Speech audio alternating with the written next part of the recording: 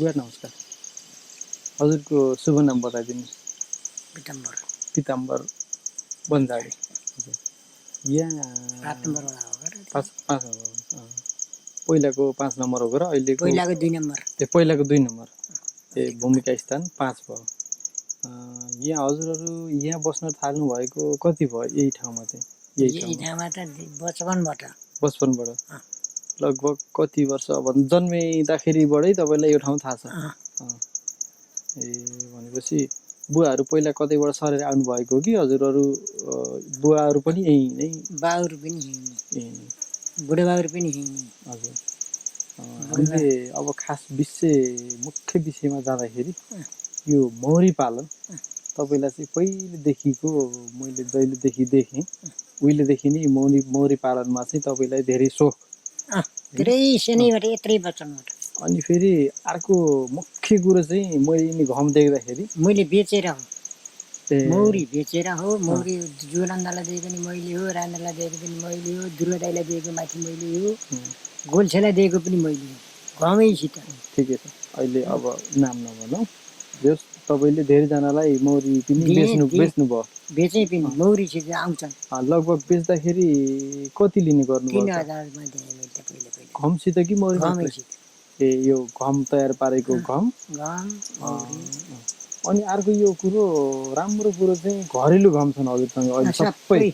मैले घरेलु घममा जति आधुनिक घममा म निकालेँ हो। भनेपछि यसको मतलब तपाईँलाई त्यो घरेलु जुन मौरी हुन्छन्, घरेलु मौरी भए, घरेलु घम भए, त्यो अहिले आधुनिक खालको जुन घर आएको छ त्यो भन्दा चाहिँ तपाईँलाई यही राम्रो लाग्छ? तपाईँलाई बचपनदेखि नै त्यही ठिक लाग्यो? कान्न पनि सहिलो, झुम्रो लगाइदिए सर छोडेर उतै जान्छ। म निकाल्न नि सहिलो भयो? सहिलो। उसलाई त्यहाँ पाखा निकाल्ने हो, त्यहाँ त कुचाले बढाएर त्यही भएर कपडा चाहिने। मलाई कपडा चाहिन्न, मलाई मौरीले टोक्दैन। तपाईँलाई खासै आधुनिक घममा नसके, मौरी पालन गर्ने नसके मलाई बोलाउँछन्, मैले गएर काटिदिन्छु। त्यो आधुनिक घरमा कुचाले बढाएर दिन्न, फुकेर मात्रै जान्छ। फुकेर मुखले फुकेर टोके नाकाउनु, आँखा जोगाउने हो बस। आँखा जोगाए फुट्छ, नत्र भने ठ्याक्कै आँखा जोगाउन पर्छ आफूले। मौरीभन्दा चलाक हुनु पर्यो।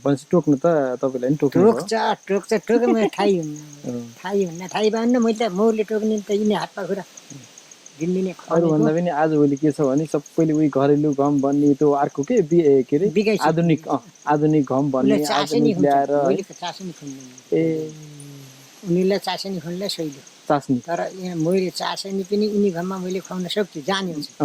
छाल्टी कोरामा चिनी बाग्लो बनाएर घोलेर कोखा झुन्डाइने 1 घन्टा मात्रै, 2 घन्टा 3 घन्टा झुन्डाइने, किम्लो ओरियन सबै लाएर त्यो मौरी भगाइदिने, बसेर खुवाउनु। त्यसरी गर्दाखेरि र म राम्रो हुन्छ कि यसै गरी केही नगरिकन गर्दा म राम्रो हुन्छ? त्यसो गराएपछि 1 क्विन्टल मह निक्लिनेलाई 70 किलो चिनी खुवाउँछ भने 1 क्विन्टल मह निक्लिन्छ। 70 किलो मह खुवाउनु सक्नु पर्यो। 70 किलो चिनी खुवाएपछि 1 क्विन्टल मह आयो, 100 किलो मह आयो। यो मैले यो बुढीको आँखो अपरेसन गर्न तुलसीपुरलाई मौरी पालनमा गए, 70वटा घर होछन्। अनि 1.5 क्विन्टल खाओ भन्थे, यति मह निकाल्यो भन्थे उसले। अनि अर्को कुरो यो त अब फेरि मौरीमा त यो फुलको रस खाएको मह राम्रो, चास्नीको यस्तो गरेको त अलि कहीँ ल्याउँछन्, कहीँ कसैले मोहिनी त काट्न कहिले काट्छ, हे मौरी फल्ना दिन काट्नु, त्यहाँभन्दा काट्नु भने लाइन लाग्छ। फेरि मैले अलिक सस्तो दिन्छु। ठिकै छ, के भन्नु अरूले अब त्यो जतिमा दियो तपाईँलाई त केही भएन, मतलबै भएन। त्यो भएन, सस्तो दिएको त राम्रै हो होइन। 40-45 किलो मछिन नआइकन कहीँ जाँदै जान्नु। ल ठिकै छ। अनि भनेपछि हजुरले त्यो चास्नी खुवाउने ओर्ने केही गर्नु? केही जात आयो जस्तै शुद्ध यो जे वन जङ्गलबाट फुलबाट जति ल्याए त्यही हो। त्यही त हजुरको घर पनि त अब यस्तो देख्दाखेरि जङ्गलको छेउमा छ होइन, राम्रो ठाउँमा छ। अब यहाँ फुल पनि त जताततै फुल्दा हुन् होइन। यहाँ जताकतै यहाँ मौरी मान्छेले खाइदिएर पनि भेटाएँ। आज खाइदिन्छ, भोलि पर्सि निकुर्सीसम्म त्यसलाई लगाएर पौवा लाएर खडाइदिए। यो पुतको पनि खाइदिए। चोर्न पनि चोर्छन्। यहाँ डिप्टी पनि गर्छु। रातिमा उहाँ घर आएर सुत्यो भने चाहिँ बुढीले म राति आएर घुमेर जान्छु, त्यसलाई थाहा हुन्न। मलाई त्यत्रो चासनी छ। तपाईँले त धेरै अहिले पनि त्यो मौरी पाल्नलाई ल्याउनु अरू मोर चाहिँ दुईवटा मोर साट्दिनँ मैले नाङ्गे भएर 10वटासम्म साट्छु भनेपछि दिनको दिनै तपाईँलाई भरि हात हालेको मौरीले टोकेर पनि खासै त्यसको तपाईँलाई प्रभाव हुन्न प्रभावी हुन्न मौरीले जाँदा 250-300 चोट भएन टोके पनि खोइ म चल बल हुन्न मैले बिस पनि फाल्दिनँ 200-250 मौरीले टोके पनि तपाईँले केही फरक परेन फरक परेन ओहो भनेपछि त तपाईँलाई त कसैले सक्दैन होइन मान्छेले चारवटा मौरीले टोक्दा त मान्छे यहाँ आत्तिन्छन् उस्तै परि 10वटाले टोक्दा अस्पताल लान्छ 12 बजे घाममा यो मौरी घमको पुरा हालेर लैयो भने नि घर लिएर जान्छ मलाई मतलब तपाईँ जतिको साथी त अरू मौरीका लागि अरू हुन सक्दैन अहिले तालिम गरेर आएका त अनगर पैसाले सोक्दिनन् भनेपछि तपाईँले कोही तालिम सालिम यसको कोही केही गर्नु भएन मैले त बचपनैबाट यसै हात हालेको टोकेर पनि त्यसै पनि छोडेँ होला कहिले बेसरी पनि टोकेँ होला सुन्ने पनि होला पहिला सुनिन्थ्यो अचल्दै सुन्दिनँ नि छोड्यो टोक्दा टोक्दा 20ले पुरै आङ भिएछ और्यानले टोके नि 12-13 चोट टोकेर मैले थाहा पाउनु अरिङ्गाले टोक्दा पनि और्यानलाई दिउँसै यत्र गोला भने पानी गाड लगाएर धोपेर सिङ्गै ल्याएर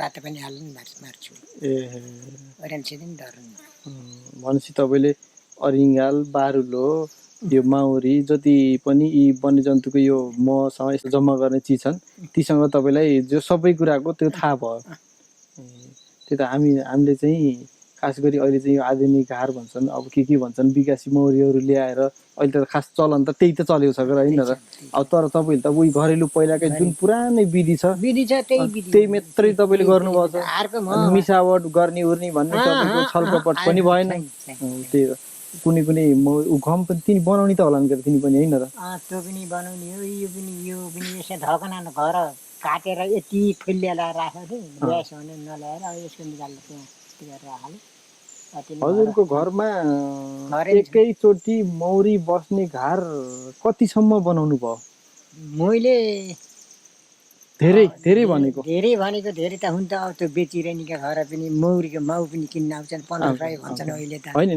एकमुष्ट राख्दाखेरि मौरीका गुण चाहिँ कतिवटा भयो होला अनुमानमा त्यही 10वटासम्म बनाएँ त्यहाँबाट यहाँ छोडेर घर जान्छु यहाँ आउँदाखेरि भाग्यो भने भाउ खोजिदिन्छन् भाउ क्यार्छ एकचोटि मैले गन्दाखेरि 23-24वटा घर पनि देखेँ घर पनि छन् करा यहाँ मात्रै यहाँ घर कति छन् फेरि घर पनि घम 10वटा यति छन् 10वटा जति छन् मैले यहाँ र यहाँ बस्ने भयो एकै ठाउँमा मैले यहाँ 1 वर्ष ऊ 3 नाङ्गे आएर घाटो भाँसाउनु घम चागेर यहाँ पनि थिए तपाईँले घर आउन अटाएर बाहिर नि राख्नु भयो ऊ आउँछ मेरा बातेर यतिका मौरीले हुन्छ हत्ते गर्छ भाइ यसले यहाँले पैसा हुन्छ काटे घम मैले यत्रै साला घम ल्याएको थिएँ यहाँ ढकना लाउँदै आउरो आएर 1200 खाल्यो लैया भइन्छ सालाका यत्र घम पनि यो सालको सबभन्दा घम यो बैदारको घम राम्रो के को हुँदो रहेछ यसरी घम बनाउँदाखेरि सालको है त्यही पनि अब सालको त अब अहिले जङ्गलमा काट्न पाइन्न भन्ने नियम आएको छ